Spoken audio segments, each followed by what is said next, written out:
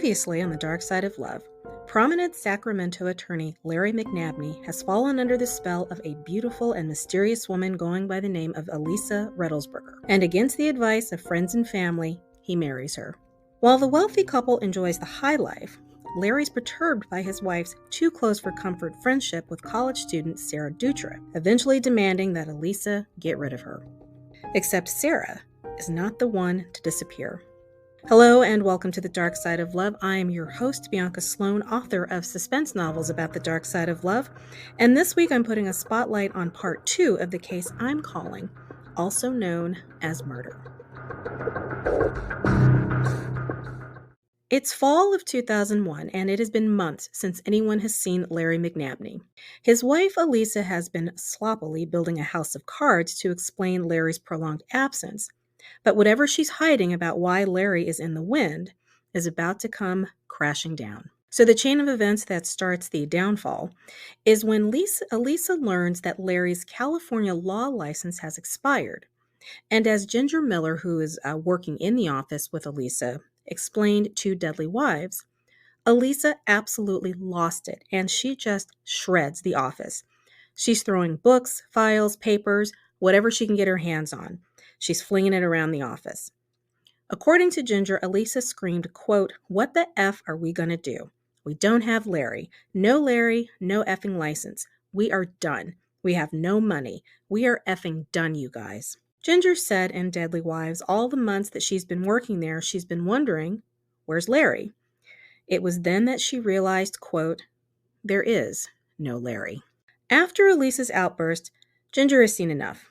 And she goes to the police and tells them that Larry is missing and has been since September, and that she's pretty sure his wife and the secretary, which is Sarah, had something to do with it. Police hop to it because, one, it's been months since Larry disappeared, and also, he's a celebrity around town, a prominent lawyer, so there is no time to waste. And Ginger had been paying very close attention to every detail of the elaborate game of Twister that Sarah and Elisa have been playing all of these months in the office. And she mentions it all to police, who are recording her statement about how they're moving money out of bank accounts for the firm, taking insurance payouts meant for clients, this elaborate web of lies she's been instructed to regurgitate regarding Larry's whereabouts. Elisa's got Ginger telling people he's off in Costa Rica, he's in rehab, he's, with Carmen Sandiego, but he's nowhere near his office. While cops are investigating Ginger's claims, they direct her to act like everything is cool, to keep going to the office and do not let on about the investigation. Okay, so now we are in January of 2002, and Elisa calls Ginger at home and says, "We're shutting down the office because Sarah and I are moving to Arizona, and you need to come help pack up the office." So after they pack up, Ginger and Elisa head out to Elisa's horse trailer at a nearby storage unit, which Elisa is using this horse trailer for her own personal stuff, not for a horse. Ginger calls the cops, and cops say, "We're on the way," but they get there too late. Because like Larry, Elisa has, vanished. And where is Sarah Dutra in all of this? Well, the plan was Elisa was going to clean out the office and Sarah was to fly ahead to Arizona and wait for her. Sarah goes to the airport in Sacramento expecting an already paid-for plane ticket to be waiting for her. But nope, no such luck. Sarah has been had. Police bring Sarah in for questioning and she plays dumb, saying she has no idea where Elisa is. Well, I guess she wasn't exactly playing dumb because she really didn't know where Elisa was. But the bottom line is she says she can't help them. Cops have no choice but to let her go and turn their attention to Elisa's horse trailer, which she had left behind. And it is about to give up all kinds of secrets. For starters, Elisa has a rap sheet that's 114 pages long, way more than stealing a couple of boxes of hair color from the Woolworths. She's also had quite a few aliases between her birth name of Laren Stevens and Elisa Reddlesberger, which is what she told Larry her name was, as in 38. 38 different aliases. Cops learn that Elisa has cleaned out the law firm, cleaned out the mansion she and Larry lived in, and figure if history tells us anything, She's probably got another alias. Yeah, that's a pretty good guess. And they are still trying to figure out where Larry is. On February 5th, 2002, they get their answer. Workers at a Sacramento vineyard notice a patch of land with vultures flying overhead. They decide it's probably a dead animal, but nevertheless decide to check it out. A leg was sticking out of the ground. It turned out to be a shallow grave containing the body of the long-missing Larry McNabney. Larry McNabney was 52 years old. For the amount of time that Larry had been missing, by this point, 5-6 months, there wasn't a lot of decomposition to the body. So the theory was that he had been kept somewhere else and preserved before being buried in this vineyard. The initial autopsy doesn't show any obvious trauma to the body, like, stabbed or shot or blunt force, and the toxicology screening doesn't show any of the usual poisons. Cops decide Sarah Dutra probably knows what happened, so they bring her back for round 2 of questioning. At first, Sarah is smacking her gum and playing stupid, again, having no reaction when she is told that Larry's body has been found, claiming that she believed everything Elisa has told her about Larry, which is probably what same thing that Elisa told Ginger Miller, was that Larry was an abusive drunk. At one point, Sarah muses, quote, "I'm starting to wonder if I didn't know Elisa as well as I thought I did, and that I had really all this crap pulled over my eyes and I didn't know." Oh, Sarah. Unfortunately, there is still not enough to keep her, so Sarah is let go again. It would be another 3 weeks before cops found Elisa. This time, she'd gone home to Florida, settling down in Destin, where her daughter Haley lived. And because leopard spots, she had a new name, Shane Ivoroni, and she was working at yet another law firm, and had conned a guy into letting her use his high-rise condo, and had run up fraudulent charges on his credit card at the grocery store and the Gap. He booted her and changed the locks, but what did she care, because she found shelter for the night with a friend by the name of Robert P. Murphy. For his trouble, the next morning, he found his pickup truck gone, Elisa's Jaguar parked in its place. It's March of 2002 now. Elisa's daughter Haley contacted police to let them know that the stolen pickup was parked at a local grocery store. Police race to the scene where they find Elisa walking on a nearby beach. Unbelievably, she walked right up to them and said, quote, "I'm the one you're looking for." Elisa was arrested, and pretty much the minute she sat down with detectives, she says, quote, "Did I kill my husband? Yes, I killed my husband." Just in case anybody was wondering. And finally, Elisa reveals what happened to Larry McNabney. September 11th, 2001. As many of us know, this was the day the world was glued to the news as the terrorist attacks unfolded in New York and D.C., which inadvertently provided the perfect cover for Elisa and Sarah.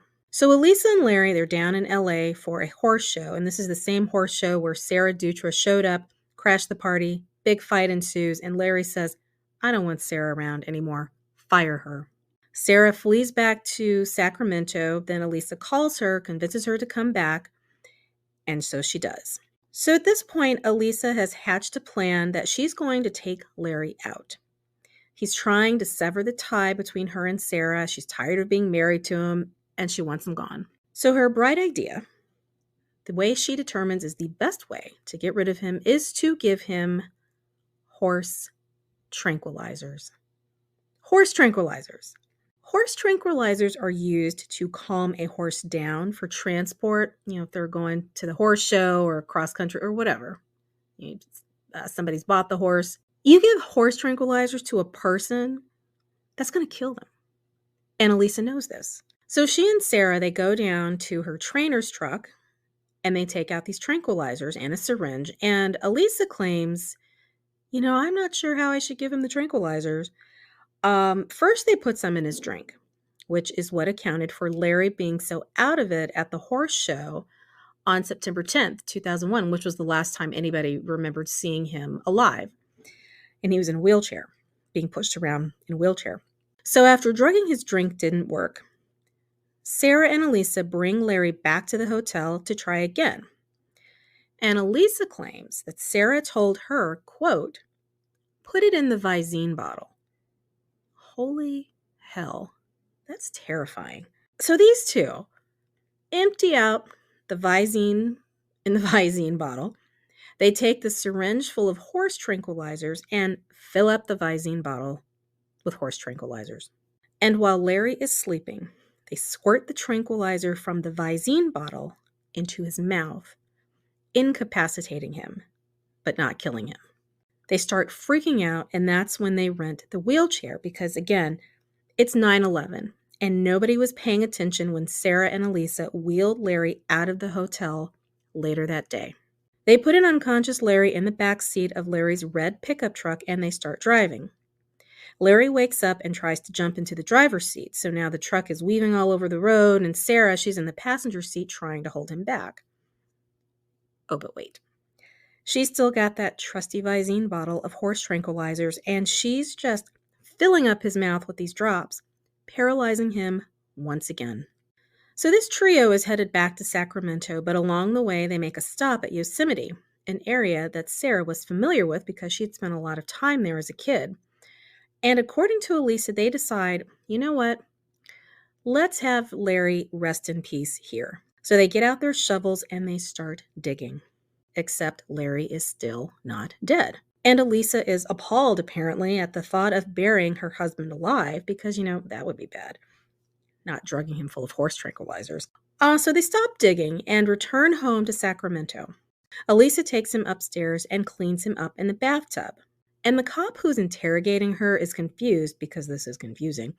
And she asks Elisa, quote, "I thought you wanted to kill him." So like, why are you giving him a bath? I thought you're trying to take him out. Elisa doesn't have a good answer for that. She doesn't have a good answer for any of this, except to say that they, meaning she and Sarah, they just couldn't decide what to do. She claims that she wanted to call poison control, but that Larry said not to, which I can't imagine that. Unless he was just so out of it, he didn't know what she was asking. But she says she did not. And she does say, yeah, I probably should have called poison control, but instead she went to sleep. Boy. And when Elisa woke up the next morning, her husband was dead. Elisa says she and Sarah still really don't know what to do, so while they decide, they stuff Larry's body in a wine fridge in the garage until they can figure out where to bury him. And that is where he stayed for 3 months. While Larry is out there in the garage, Sarah and Elisa go buck wild, spending all of his money, partying like the world has come to an end, which it kind of felt like that after 9/11, all again while pretending like Larry is off somewhere doing yoga. During this time, Elisa dyed her hair blonde and lost around 30 pounds, was wearing hipper clothes, trying, it seemed, to look like Sarah. As a horse show friend said in a search warrant affidavit, quote, she and her friend Sarah Dutra now looked a lot alike, even sounded alike. In an attempt to throw Larry's family off the trail, one of the many heartless things, among many heartless things, that Elisa did during this time was to invite them to a surprise party for Larry's birthday in December. This is December 2001. And then the day before, she called off the whole thing, blaming it on a last-minute trip that Larry had to take out of town. As Tavia Williams, Larry's daughter, told sfgate.com, quote, "That was cold-blooded. Our father was dead for 3 months at that time." Finally, Elisa decided it was time to move Larry out of that refrigerator, and on her own, she got up early and took Larry's body and put it in the back seat of her Jaguar before driving out to a vineyard 15 miles outside of Sacramento. Having decided that as a tribute to her husband's love of vino, a muddy vineyard was where his final resting place should be. Gosh, she's such a sweetheart. So selfless, so giving, so thoughtful. During her interrogation, Elisa concedes that she's toast and declares, quote, "I know that I am guilty and I am prepared to deal with the repercussions of it." Well, before Elisa is extradited back to California, she decides to play her trump card. She hung herself in her cell using her bedsheets. Laren Sims, aka Elisa McNabney, was 36 years old. And because Elisa never met a con she didn't like, her suicide note instructed her attorney to sue the Hernando County Jail for failing to stop her from taking her own life, and that whatever settlement or damages or whatever came of it should go to her 2 children. She said in her note, quote, "My actions now will allow them to move into the future without this heavy burden. They won't have to watch my trial on court TV." Sarah Dutra, now we can't forget about her. That's Elisa's gal pal. She is basically left holding the bag with Elisa's being gone.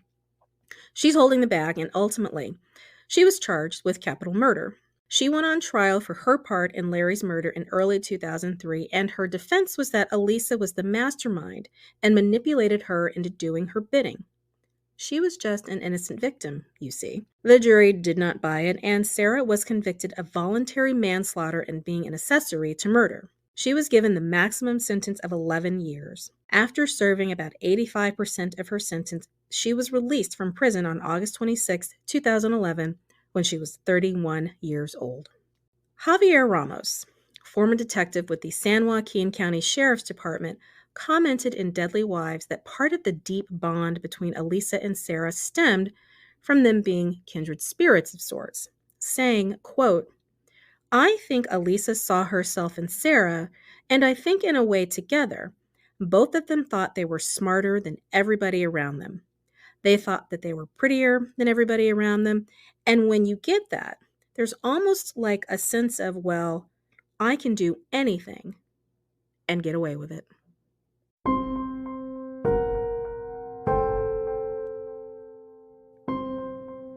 Thank you so much for joining me for another episode of The Dark Side of Love. I am your host, Bianca Sloan, and show your love for The Dark Side of Love by visiting thedarksideoflove.com for show notes and transcripts. While you're there, you can sign up for my newsletter to be notified about new episodes, and you can also find a link to my Patreon page where you can access bonus material and other fun stuff. Learn more about my suspense novels about the dark side of love by visiting biancasloan.com. Thanks for hanging out with me, and join me next time for another tale of love gone wrong. I'll see you on the dark side.